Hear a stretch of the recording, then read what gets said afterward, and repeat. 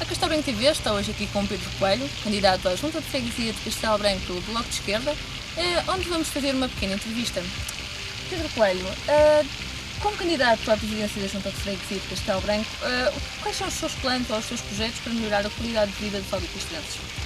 Pronto, a candidatura do Bloco de Esquerda de Castelo Branco a gente construiu um programa autárquico para os diversos órgãos autárquicos daqui, quer a Câmara Municipal, do município, quer a Assembleia Municipal, quer a Assembleia de Freguesia,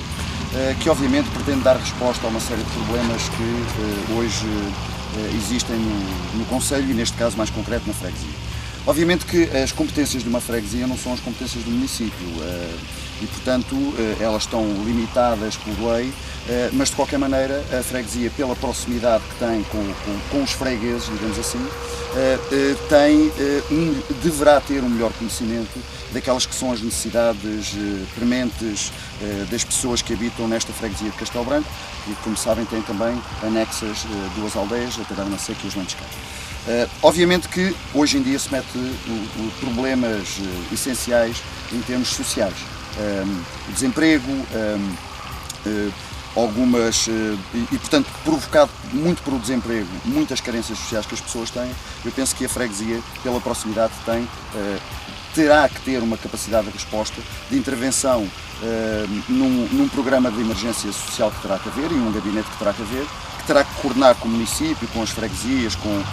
os institutos de solidariedade e, portanto, dar resposta às pessoas nesse setor. Por exemplo, uma das propostas que nós temos para aqueles que serão em princípio mais fragilizados, estarão mais sozinhos e que estarão um pouco, por vezes, abandonados, é, por exemplo, a criação de uma oficina domiciliária mais vocacionada para os mais idosos e que pretende, quando essas pessoas têm pequenos problemas em casa, de pequenos arranjos, às vezes basta um vidro que se partiu numa janela, um store que se estragou, uma canalização que tem um problema, muitas vezes quer pela sua fragilidade económica, quer muitas vezes pelo o abandono a que estão votados, não têm a capacidade de fazer esses pequenos arranjos que obviamente contribuem bastante para a sua qualidade de vida. E, portanto, esse, por exemplo, é uma coisa concreta que nós propomos no programa, que seria uma intervenção da freguesia à criação de uma oficina domiciliária, contratualizando com vários setores, digamos assim, essa ajuda que seria prestada a esses idosos que estão mais sozinhos. Recentemente aconteceu, por exemplo,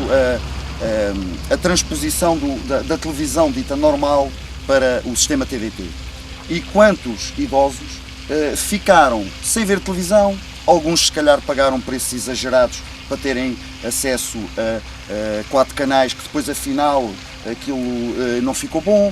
e, portanto, eu penso que esta oficina domiciliária, esse também era, por exemplo, quando surgir uma questão como essas, poder dar resposta às pessoas que são idosas, que estão mais sozinhos, por vezes vivem isolados, completamente isolados, e portanto penso que essa é uma obrigação da freguesia, pela proximidade que tem que ter dentro dos órgãos autárquicos, é aquele que tem que ter mais proximidade com as pessoas. Falando de ação social e falando também da nossa freguesia a nível de envelhecimento, porque temos uma taxa de envelhecimento alta, visto que os nossos jovens estarem a abandonar muito a nossa cidade, o nosso concelho, quais é que se acha que são as áreas que precisam rapidamente de uma intervenção da Junta de Freguesia?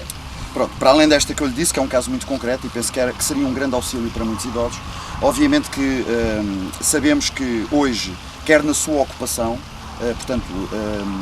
alguns já não conseguem viver nas suas casas e, portanto, a criação de centros de dia ou de lar de idosos é importante e, portanto, o auxílio que é necessário fazer nessas estruturas,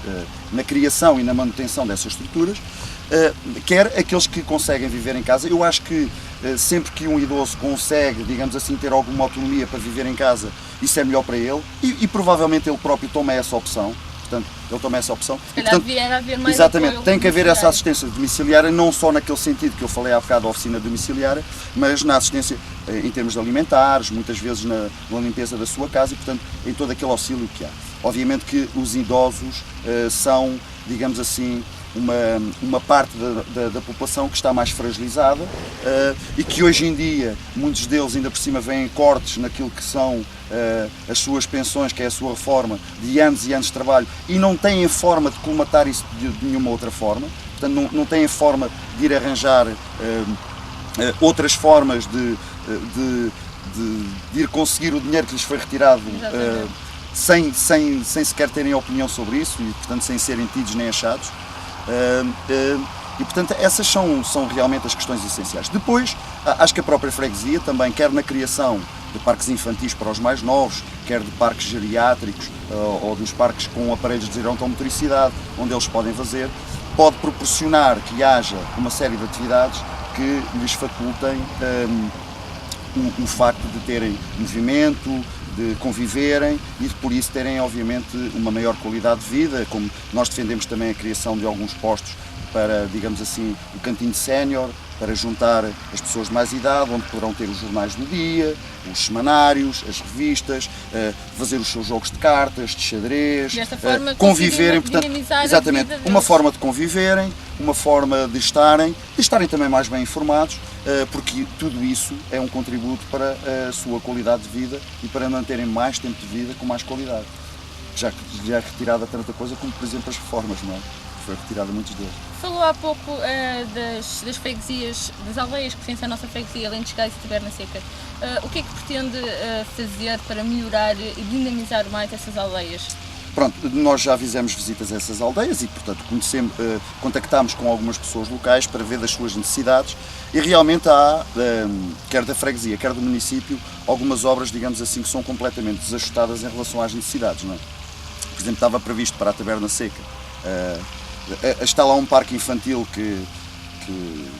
eu já não chamaria aquilo um parque infantil, não é? Portanto, aquilo é algo que está completamente fora da lei e daquilo que são hoje os aparelhos em termos de qualidade, e a própria, este anterior executivo, digamos assim, tinha a proposta de construir um novo parque infantil. Eu sou favorável, até porque a minha área de trabalho é a área da educação física e do desporto e, portanto, do movimento. Obviamente que, por princípio, seria favorável à construção de um parque infantil. Mas quer dizer, então, mas vai-se gastar alguns milhares de euros num parque infantil, numa localidade que tem 2 crianças? Quer dizer, nós temos obviamente que pensar muito bem quando queremos fazer uma determinada obra, se ela é importante, se vai ter ocupação, utilização futura, em alguns casos, quais é que são os custos da sua manutenção, porque uma coisa é o custo da sua construção, outra coisa é o custo da sua manutenção, e portanto, por exemplo, nós quando fizemos essa visita ali, sugerimos que se calhar é mais adequado fazer um parque com aparelhos que nós chamamos de gerontomotricidade para os idosos, em que praticam alguns exercícios para eles, porque essa população está lá. Mas crianças estão lá 2 que nem sequer frequentam lá a escola, portanto não estão lá no dia a dia sequer. Para além disso, em alguns casos, nessas freguesias, como por exemplo na Taberna Seca, nós temos, ou tínhamos, aquilo que era uma praia fluvial. Sabemos que inclusivamente agora morreram lá pessoas, porque está completamente furtado ao abandono, porque agora dizem que afinal aquilo não é abastecido de água ou que não há água suficiente, como aparece nos jornais desta semana, mas alguém a criou. Alguém criou uma infraestrutura que afinal parecia que era para ser uma... e depois não cuidou daquilo.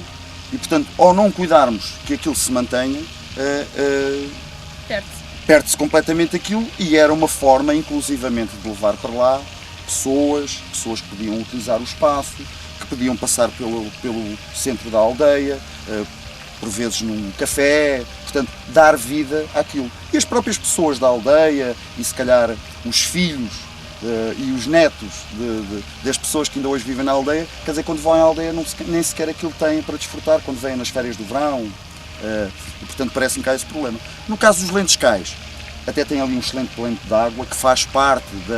do teste internacional, mas que obviamente em termos de lei é extremamente limitativo. Eu por acaso na semana passada fiz a descida de canoa, a canoagem do Polo Sul para os Lentos Cais. É extremamente agradável, é um sítio extremamente aprazível, estamos mesmo em completa envolvência com a natureza, portanto estamos ali nós e a natureza, até chegarmos à ponte dos Lentos Cais não vemos nada praticamente que tenha algum sinal de civilização, é um excelente espaço, mas depois existem todas as limitações para utilizar aquilo, se temos autorização do Parque Internacional, se não temos. Quer dizer, quando as pessoas estão a praticar um desporto, que é a canoagem, ao ar livre, a desfrutar de um espaço, vão terminar nos Lentos Cais. Nós, por acaso, foi um grupo noutro âmbito que até almoçou lá, que vai desenvolver a pequena economia local, vai contribuir para isso, e depois esbarramos com barreiras que não percebemos porquê, mas o que é que uma canoa polui, o que é que estraga a fauna ou a flora daquele espaço. E, portanto, acho que é preciso, obviamente que as áreas devem ser protegidas, as áreas que são relevantes para o país em termos de biodiversidade, mas com cuidado, porque normalmente esse tipo de utilizadores que praticam desportos da natureza e que utilizam esses espaços são os primeiros a cuidar desses espaços. São as primeiras pessoas a cuidar desses espaços, são as primeiras pessoas a se virem lá um pouco de lixo a trazê-lo e a não o deixar lá. E, portanto, acho que tem que haver alguma solução para que, obviamente, o Tejo, por exemplo, questões como a do Tejo Internacional, como a da barragem de Santa Águeda da Marateca, defendam aqueles espaços na sua biodiversidade e na riqueza que têm em termos ambientais, mas que as pessoas possam desfrutar daquilo, porque quem normalmente utiliza aqueles espaços nesse sentido, cuida, são os primeiros a cuidar deles. Vou então pedir-lhe que deixe uma mensagem aos albicastrenses de forma a cativá-los a votarem em si e ganhar a sua confiança. Pronto, nós no Bloco de Esquerda e nesta candidatura Castelo Branco é Gente, apresentamos aos albicastrenses um programa autárquico com as propostas e os compromissos que temos muito bem definidas. E o que nos comprometemos é que pensamos que elas são um vetor para valorizar a qualidade de vida das pessoas, para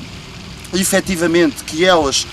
tenham interferência na vida da sua freguesia, quer no dia-a-dia, quer no seu futuro, não só no momento do voto, mas em todos os momentos e em todas as decisões que é preciso tomar, nomeadamente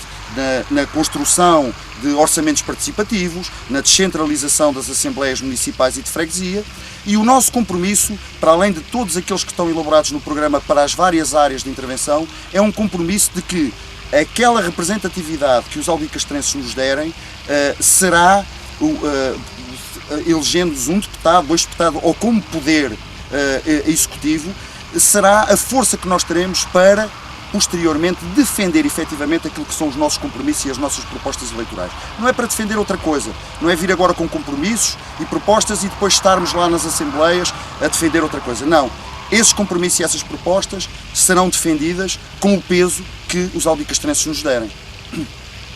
Pedro Coelho, agradeço imenso a sua disponibilidade para dar esta entrevista à Castelo Branco TV. E é assim que nós terminamos a nossa entrevista com Pedro Coelho, candidato à Junta de Freguesia de Castelo Branco pelo Bloco de Esquerda.